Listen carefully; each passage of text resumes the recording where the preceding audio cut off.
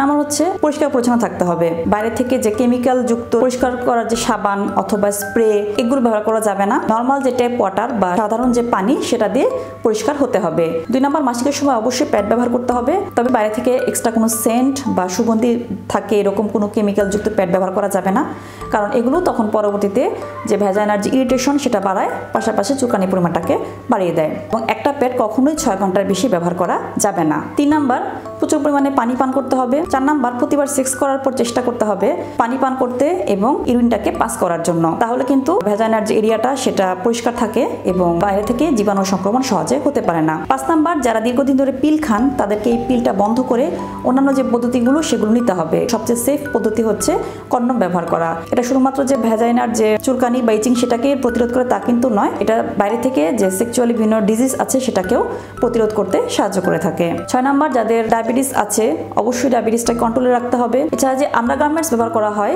সেটা অবশ্যই সুতির হতে হবে, কোনো সিনথেটিক বা অন্য কোনো কাপড়ের ব্যবহার করা যাবে না। তো মোটামুটি এই নিয়মগুলো একটু ফলো করলে বা একটু সচেতন থাকলে এই ধরনের সমস্যাগুলো তাহলে খুব সহজেই মোকাবেলা করা সম্ভব।